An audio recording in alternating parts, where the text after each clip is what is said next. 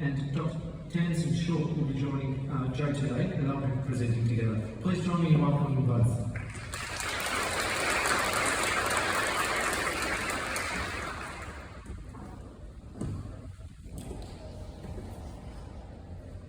If you stand, thank you all. I would also just like to take a moment to acknowledge the traditional owners and custodians of the land we're meeting today, pay my respects to First Nations elders past, present and future. To all Aboriginal and Torres Strait Islander people here today, it's particularly important to hear your voices in this really important discussion about criminal justice policy and reform. I also acknowledge and celebrate people and families who have lived experience of the criminal justice system, of alcohol and other drug use, and of mental ill health. We value your courage, wisdom and experience, and I'm grateful that we're here today having this conversation together. So without too much further ado, my name is Tamsin. I'm a psychologist, a forensic psychologist by background. I currently work at Access Health and Community with Joe, where I'm the General Manager of Mental Health and AOD Services. And I'm really just here to introduce Joe and to join him here for this talk. So Joe, as Dan mentioned, is one of our key support workers, and I'm really pleased to be able to introduce him to you all. Thank you.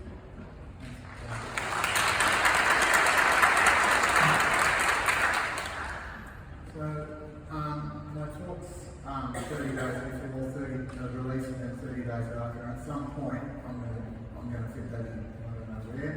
I'm going to try and not get emotional and let this run away like it does sometimes. So I've got this piece of paper in front of me so that I can remember where I am and how to do this. Just a quick outline of my history. I grew up in an Italian Catholic family where probably the number two things that we were fed and lived with were fear and shame. At different times about different things. My father was an alcoholic, my mother struggled. She just gave birth to one child after another. I was in the middle somewhere, and as a result of growing up in that family, I was really antisocial at school. I was a bully. I got picked on, I picked on other people, and it was just, a war zone, the whole thing. And when I get home, it would continue. We were all sort of, Mum was like the emotional thermometer. I would get home and I could actually tell when Dad was coming home and was a shift worker, and I could tell by the tone of her voice whether he was due or whether he had just left. So my first drug was nicotine at the age of 9, and then a year later it was alcohol. I'd watched my father drink, and my father never drank from a glass, it was always from a bottle. And we had our first memories, and my first memories were I didn't go to school one day, and Dad was out in the backyard vomiting, and I was holding onto my mum's dress, and Dad was begging her to call a doctor or a priest. And Mum just shook her head and she said, "No, you're not getting anything," And I just remember thinking, please, you've got to help him, And then years later, I tried alcohol. And the first time I drank, I almost got rushed to hospital because I didn't know how to drink, of course, and I drank like my father, so I just sculled whatever was in front of me. And I remember when I had my first drink, that feeling of everything was alright, I got that glow, I thought, this is okay, let's do it again. So I went on to become a hairdresser. I did a 4-year apprenticeship. By the end of my apprenticeship, I was using heroin, selling heroin and cocaine and cannabis, and a couple of years after that, I did my first prison sentence, and that was at Pentridge, and it was a bluestone building. I heard about it. I was really scared. It was a 3-month sentence. It felt like the end of the world. It felt like forever. And I remember telling my mum that they got it all wrong, it wasn't going to happen again, and all of that stuff. So for me, it was just a theme of shame. There was shame in the family home, and then I became a drug addict. And in the 80s, it wasn't cool to be a drug addict. It wasn't cool to use intravenous drugs. It was never cool to use intravenous drugs. But 18481, that's my CRN number in prison. I'll never forget it. It's a telegram. I used it to get my canteen every week. And every time I went back in, I never forgot it. You know, I would just identify myself 18481 for any area. That was it.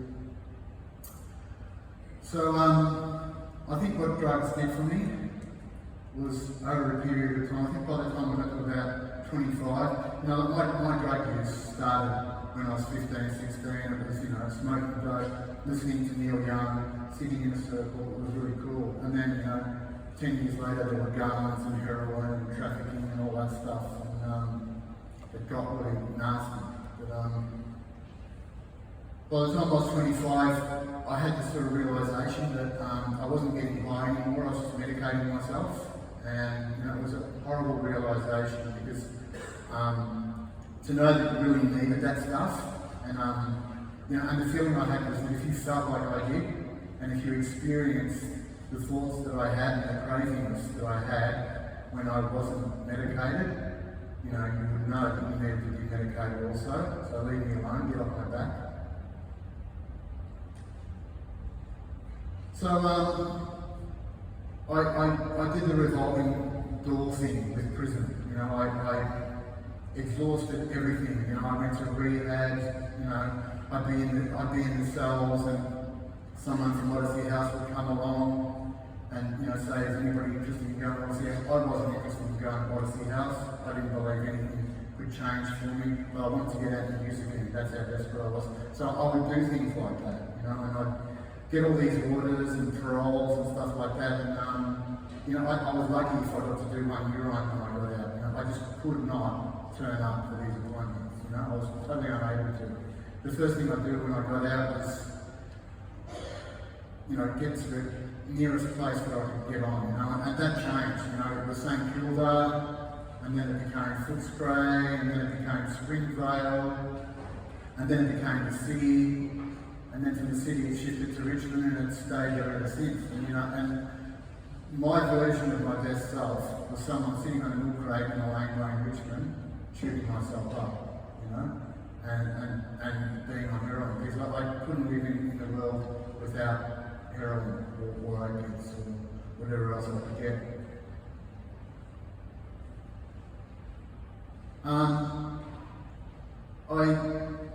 I remember one time I got out of the mat, I got bail or some sort of order, I can't remember what it was, but I remember I got directed to go to this service, and I walked in, and I hadn't used it, I just walked in, and I remember the guy looking at me. This was in the 90s, and I'm saying this because it has changed, but my experiences with services were, a lot of the time, I'd walk in and start talking to people, or walk in and give them a line and start lying to them about how good I was doing or how well I was doing while running a habit. On this occasion, I hadn't even started my run, you know, my downhill run, and the guy said to me, "I've seen you fire, I don't think you're going to do too well." You know, and I just walked out of there and, you know, just got on with it like you do. So,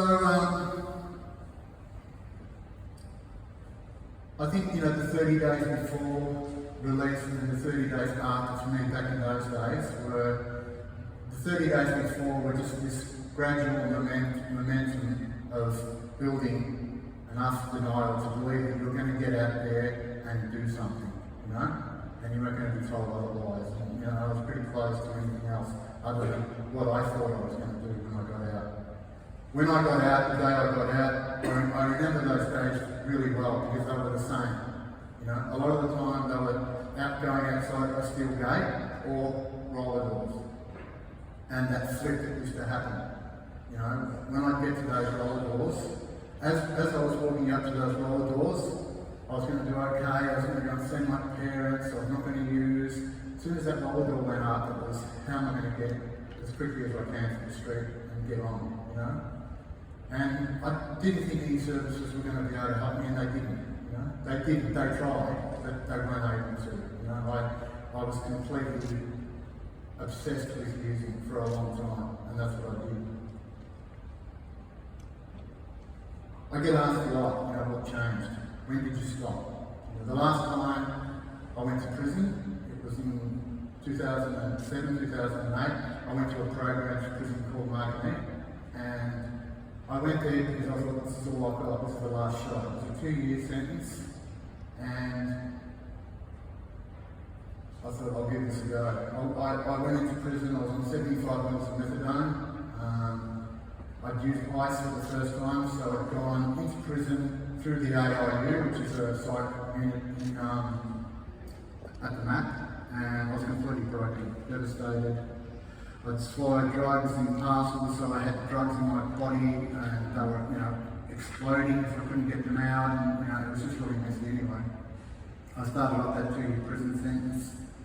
3/4 of the way through, I ended up sitting at Margate, and the process of getting methadone would take 2 or 3 hours some days. You had to wait in line, you'd have to drink a cup of water, you'd have to strip off, you'd have to look into an iris scan, you'd have to sit there and like I was nearly hitting 50, and I'm listening to these young whippersnippers banging on about, the car that they got, and they did this and that every morning, and it was just doing my head in every day.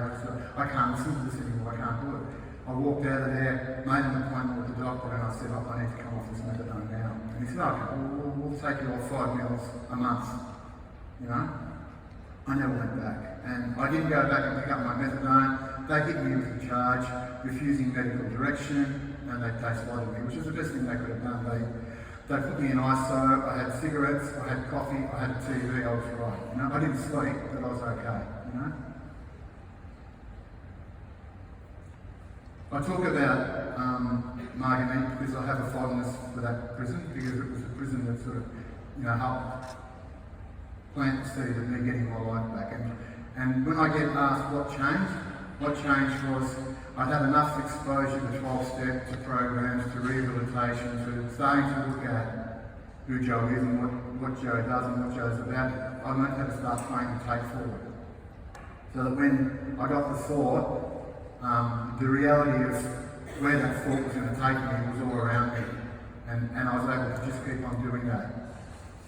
I got out of prison, I got picked up by, after 2 years, I got picked up by an NA member who took me to a meeting. I got out of prison, they hadn't taken my DSP off me, even though I did tell them that I was on the DSP when I went in through reception.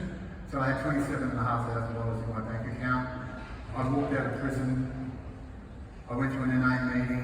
As I walked into that NA meeting, a voice in my head said, I thought we were getting on today, And I just went and sat in that room and did 2 meetings a day for the next, however long, and I didn't pick up.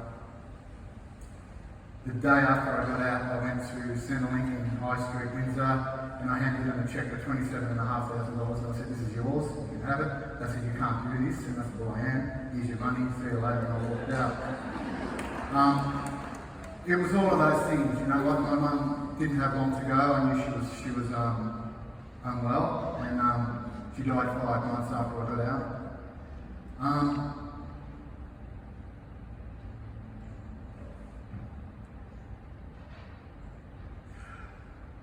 I was out for about 7 years and clean the whole time, and I got asked to participate in a peer mentoring project that was being run. It was a pilot program that was being run out of Margate Prison, and I was going to mentor people coming out of prison. And I thought, yeah, I think I can do that.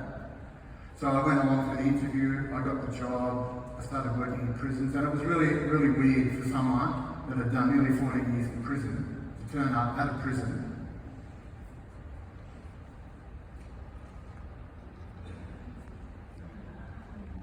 and put your stuff through the scan and all that, and at the end of the day do the same thing and just leave, A month later I went into therapy because it just sort of brought up all this unresolved trauma for me, which I did. I managed to start looking at that stuff because it had been pushed down for so long. But in those groups and in that time that I spent at Margate, where I did 12 months running groups, setting up guys to come out. It was a project and it was funded for people that were in their last 6 months of their sentence, that were getting out of the Geelong area. So we'd get these groups of 8 guys at a time. Let's live a king and queen. And, you know, you've got 6 months to build rapport. You're going in there. Sometimes you can't see them. And you've got to really do this rapport really quickly. So I'm running these groups with other volunteers, mentors that have got, you know, some prison history. And I go into this room one day, you know, I think this was the 3rd or the 4th group of 8 that we were doing, and there's this guy in the middle chair, and he's got the tattoo, he's got the king. And this picture I've got in my Instagram, it means a lot to me, this picture.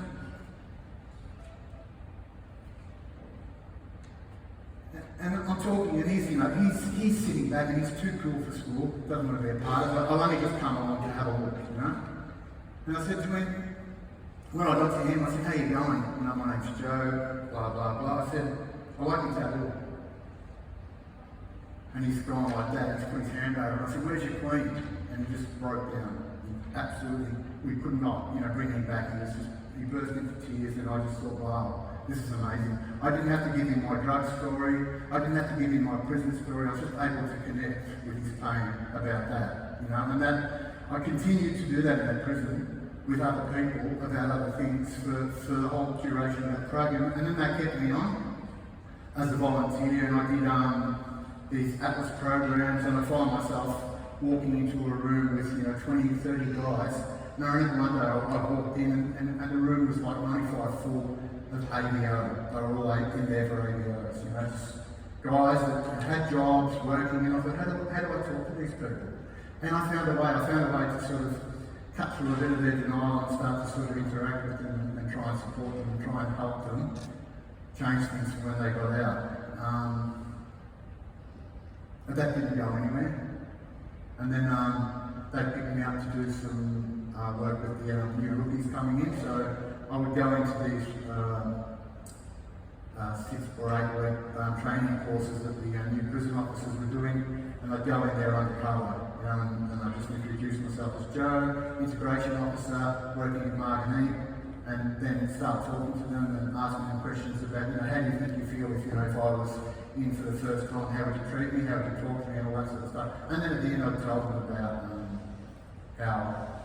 who I was and where I come from, and it was great. It had a really good impact on them, and I think I just tried to get across that you can do this the easy way or the hard way. You know, you can give me a hard time, you can not give me my mail, you can not get me out of my room, all that stuff, and you can take that home, or you can just learn to get along and try and realise that we're human beings and we're here, you're here, let's just try and, you know, be okay with this, you know, to the best of our ability. So that's all finished, and it's in the process of being tendered or whatever by whatever the government. I don't know much about it anymore. I just work for it. I went on to do other things, which I'm doing now, and Tamsin will go into that more. But I think, you know, there's a lot of stuff that I want to say. But I think I sort of work this job where I get the front row seat to watch people get their lives back, and it's fucking beautiful. I love it. But what's better than watching someone get their life back is when you know they've got children, and you know that those children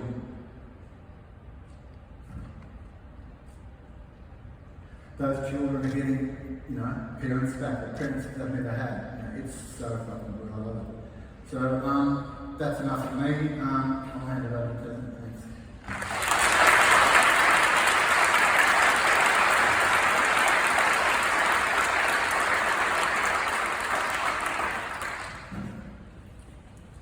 I'm just going to really say a couple of words. I'm just going to say a couple of words really. Joe has been working with us at Access Health and Community for 2 and a bit years. So he's worked through us all through COVID. And as an employer, we are so lucky to have Joe in our organisation, in our team. And he is part of the team and brings, as you can see, so much to that. I think I'm really passionate about clinicians and peer support workers working together. I think what people with lived experience, particularly lived experience of the criminal justice system and of incarceration, which is a lived experience that most of us don't have. So bringing that lived experience is so powerful, and it's been such a pleasure working with Joe and just watching him just thrive. Joe started out working in our drug and alcohol team. He's now worked across 3 different teams in our community health service. Worked in the COVID response, he's working in the community team, and still working in our drug and alcohol team. Joe and I were both at Margate at the same time. Myself as one of my final placements in my training as a forensic psychologist, and Joe as a prisoner. And we never actually kind of met or knew each other from there, but now we're working on the same team together, which is pretty cool. For me, as a clinician, Joe talked a lot about hope, and on the slide we talked about that idea of welcome, hope and empathy and connection, which has been a real theme in so many of the talks of this conference.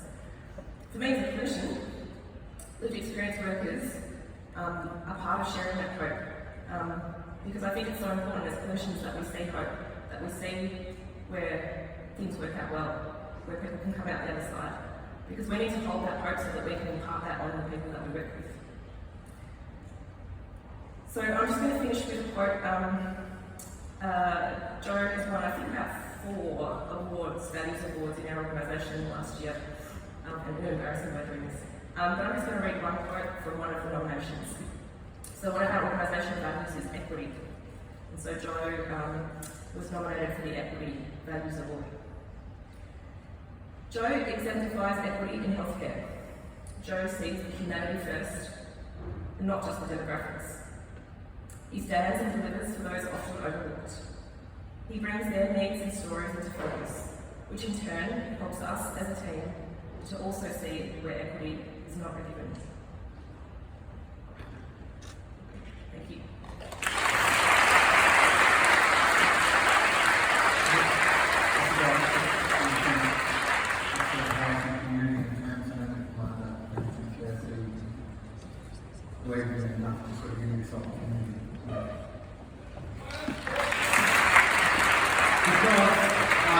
I went for another job at a major hospital and a detox ward that were joined together, and I was told you've got too much lived experience, And I probably do have too much lived experience, but not enough for Tamsin and Beth who believed in me.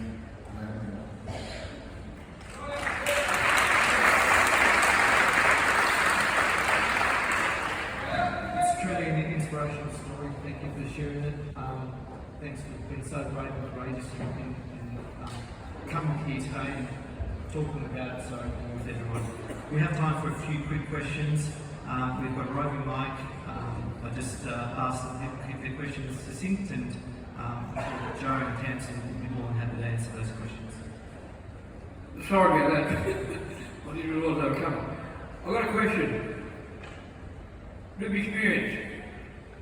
Having decided to choose life, I called out the gun myself in 13, right? But you decided to choose life, right? That's what you actually done, okay? So how do you get that message to people in the same situation, right? Because this is something that we need to probably do with people, right? Because people do have issues and things they're dealing with, things that carve them up inside of them, here and here. How do we enhance the ability for them to understand and know there is hope, right? How do we help them understand that they can make the decision to choose life? Because that's really what.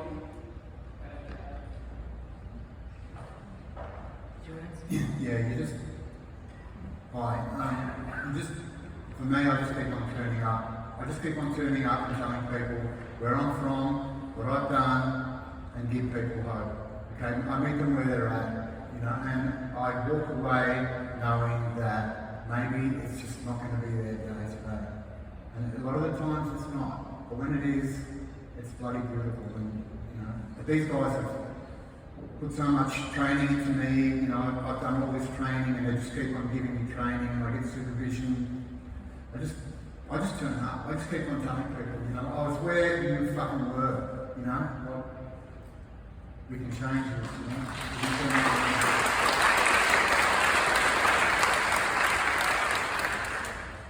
I've got time for another question.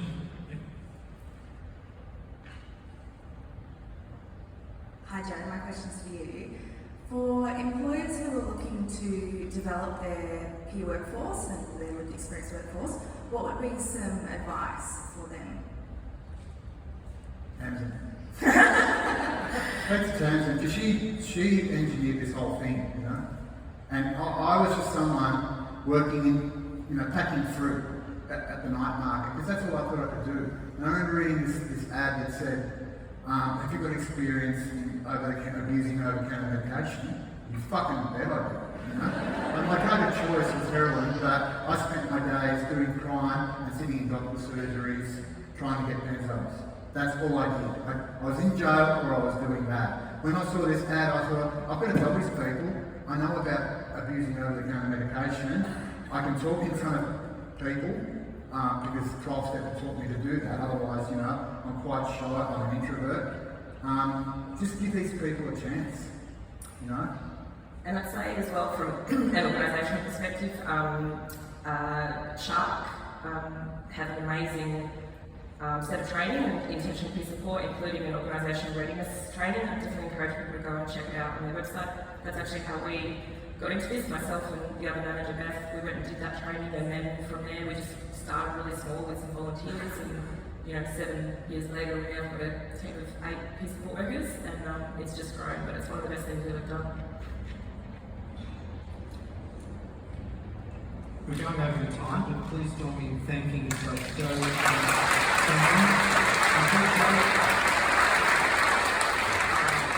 hopefully Joe will stick around after the session, and I do encourage you, and it's very open to people approaching you and asking questions, but thank you both. Thank you.